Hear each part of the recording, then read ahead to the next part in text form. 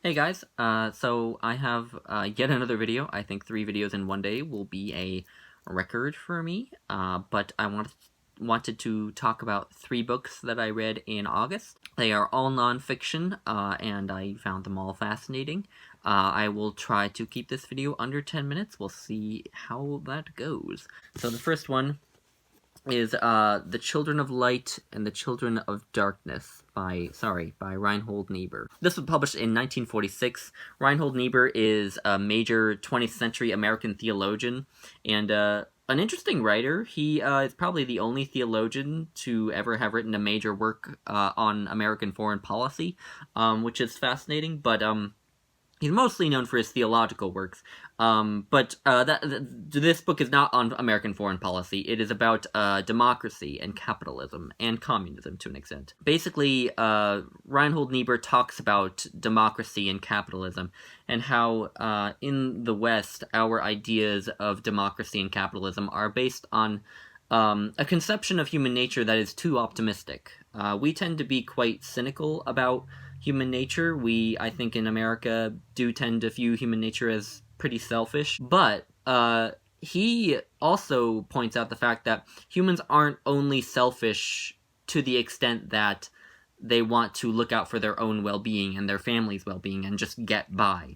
That's kind of, I think, how American capitalism and democracy views human nature as sort of originally conceived by Adam Smith in The Wealth of Nations, that humans are selfish, but only to the extent that they want to provide for themselves and their family, and that they also have a certain sense of community with the other people, you know? But Reinhold Niebuhr points out the fact that humans aren't only selfish to the extent that they want to look out for their own well-being and to just get by. They are also selfish to, to an infinite degree, where there are people who are so greedy that they will hoard, billions of dollars like they do today, and people who don't settle for a normal career. They want to, achieve greatness, so to speak. And those people are the kind of people that American democracy and capitalism aren't really designed to deal with very well. And so they can really disrupt the system and threaten democracy and economic equality in many ways. And he just discusses that main point for, about 150 pages. And certainly I don't think anyone will agree with everything that he says, but I found this absolutely fascinating. It was published in 1946, and certainly the fact that World War II had just ended was a big influence on it. The Nazis were certainly a big influence on his writing of this book, but I think it's just as relevant now as it was then, and perhaps more relevant. So I would highly recommend it. I don't know where you're going to find a copy, because I think it's out of print, but Reinhold Niebuhr is in the Library of America, so if you can afford the Library of America, I would recommend checking him out, because he seems like a writer I certainly want to explore more of. The next book is a new release. I'm very proud of myself for reading a book published in 2019. This is The Heartbeat of Wounded Knee, Native America from 1890 to the Present by David Treuer. So David Treuer is an Ojibwe novelist and a nonfiction writer. He has published a memoir called Res Life about life on Indian reservations. He has published 3 novels and a collection of essays about Native American fiction, and he's sort of developed a reputation among the Native American and just American in general literary community as sort of a contrarian. He once notoriously said that there's no such thing as Native American fiction. But anyway, this book is a work of history, a big book, almost 500 pages, and basically what he tells in this book is all the history of Native Americans that you don't learn in American high schools. If what we taught our kids in schools were to be believed, then Native Americans basically vanished after 1890, after the massacre of Wounded Knee, and as far as you could tell, based on what we teach in schools, their culture is gone, and even the people are, either gone or have just sort of assimilated into the wider American society. And this book is just responding to that stereotype, which was in large part perpetrated, or perpetuated, I should say, by D. Brown's book, Bury My Heart at Wounded Knee, which is an incredibly famous work of history about the Plains Wars of subjugating the Native Americans in the American West, and which very much put forth this idea that 1890 was the year that Native American culture died out, and that the story of Native Americans is just one of death and loss and cultural destruction. And David Treuer refuses to see it that way. He goes through the history of Native Americans from 1890 to the present. He describes all of the atrocities and injustices that they encountered, but he also discusses the ways in which they always fought back and fought to preserve their culture and their way of life and to just continue to be human.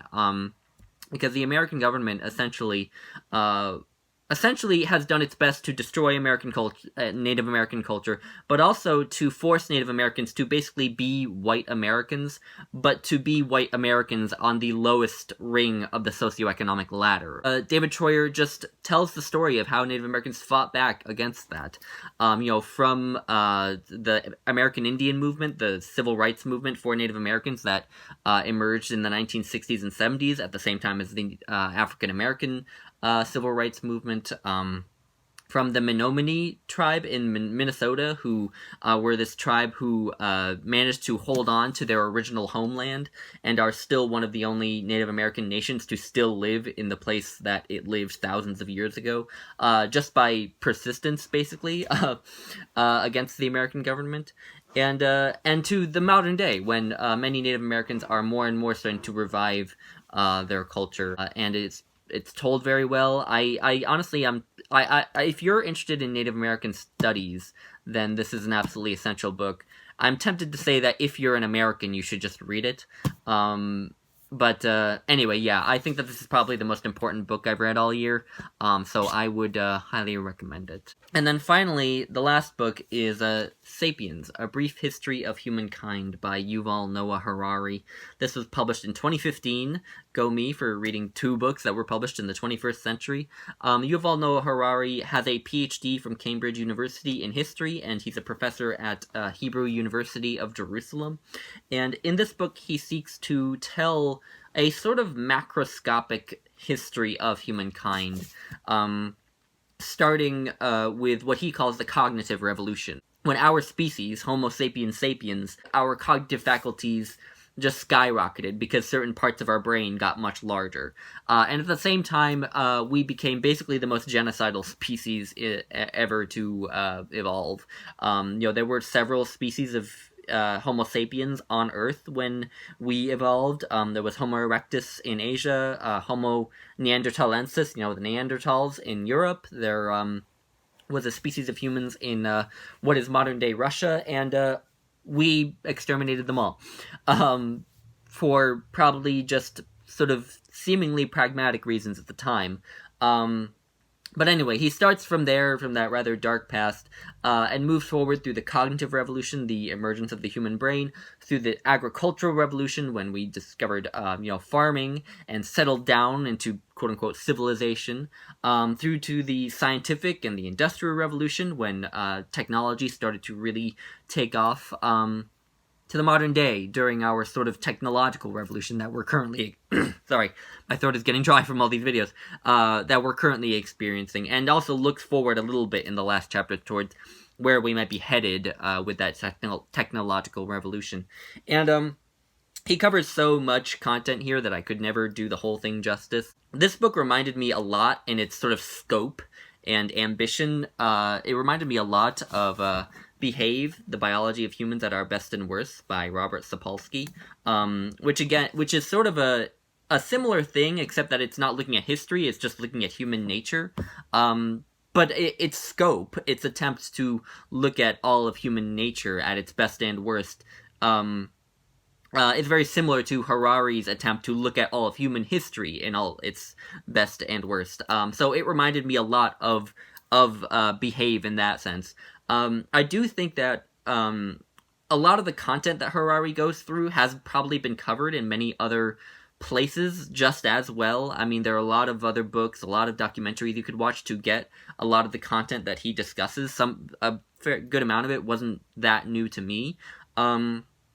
But I think he covers it very well for people who maybe aren't that familiar with this stuff. And that's not to say that I didn't learn a lot from this book, but he covers that content so well. He writes in really clean prose. I mean, it's really easy to read. I had a hard time putting it down just because his style was so engaging. He makes everything incredibly accessible.